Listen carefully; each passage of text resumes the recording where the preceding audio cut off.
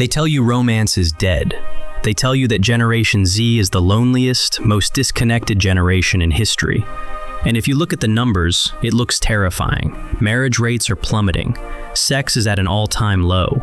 We are living through a dating recession, where 56% of young adults are single, and half of them aren't even looking for a partner. But here is the plot twist nobody saw it coming. What if Gen Z isn't killing romance? What if they are just killing the performance of it?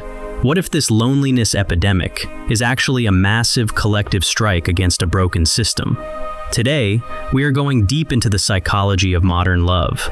We're going to look at why swiping feels like gambling, why the ick is actually a survival instinct, and why, despite everything, this might be the generation that finally figures out how to love for real.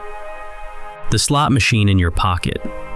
Let's start with the elephant in the room, the apps. For most of history, you met someone because you lived near them or your friends knew them. It was serendipity. Today, it's an algorithm, and that changes everything about how your brain works.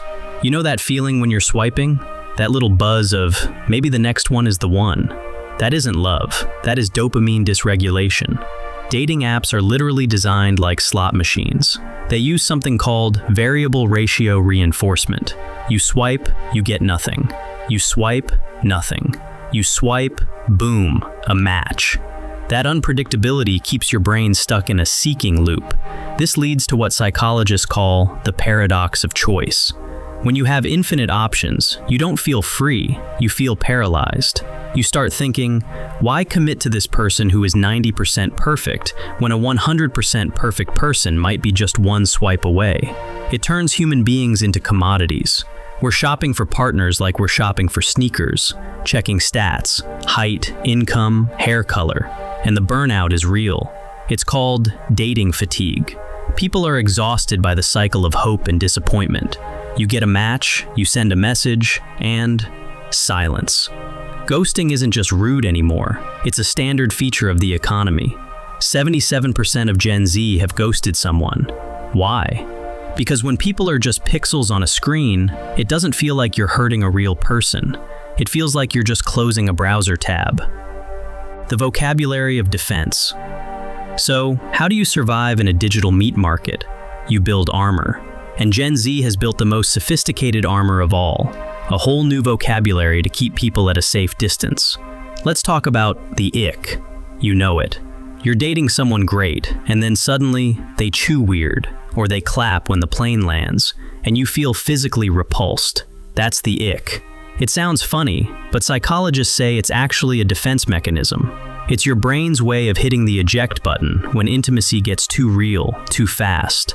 It's a distancing tool for a generation that is terrified of being trapped. And then there's the situationship. It's more than a hookup, less than a relationship. It's the undefined zone. Why live there? Because it's safe. In a world where the economy is crashing and the climate is burning, committing to forever feels impossible. A situationship has no label, so it has no failure if it ends. It's risk management for your heart. We also have to talk about therapy speak. Words like gaslighting, narcissist, and boundaries are everywhere now. On one hand, it's great. We're emotional geniuses compared to previous generations. But on the other hand, we've started weaponizing these words. We use boundaries to shut down difficult conversations. We label anyone who annoys us a narcissist.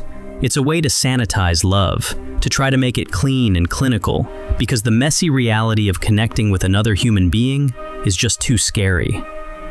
The Great Divide. But there is something deeper dividing us than just apps. There is a massive ideological war happening between young men and young women. The stats are wild.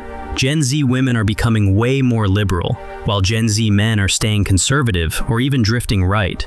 This isn't just about who you vote for, it's about basic values.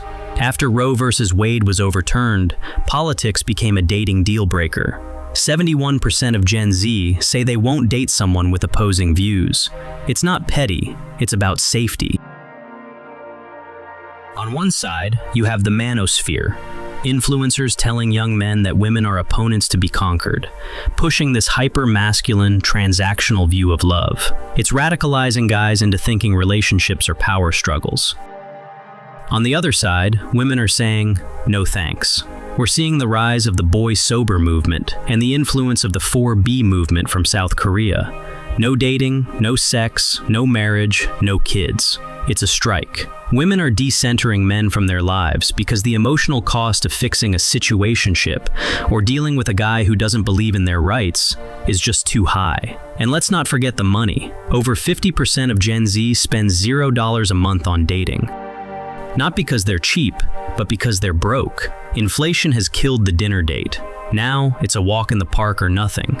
Financial anxiety is real, and it's keeping people single. The turn. Okay, take a breath. That was the heavy stuff. But if you stop there, you miss the most important part of the story. Because right now, amidst the burnout and the ghosting, something beautiful is growing. Gen Z is starting a revolution.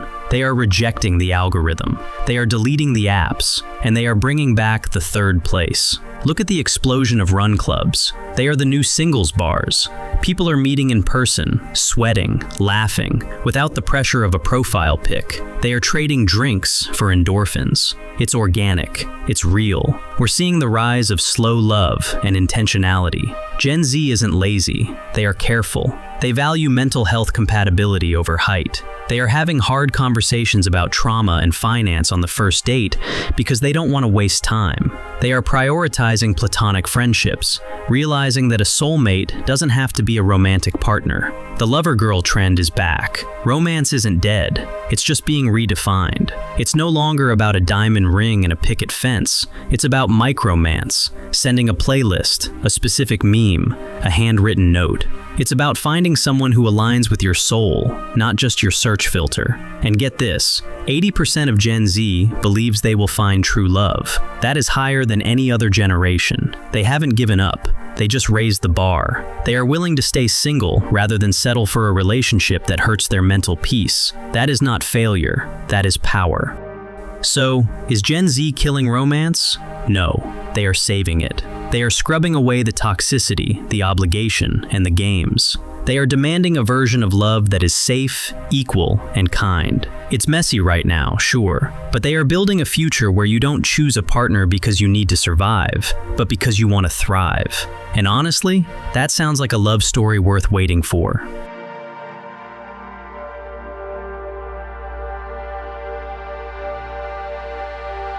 Thanks for watching. If you felt this, hit that like button and subscribe for more deep dives into the way we live now. See you next time.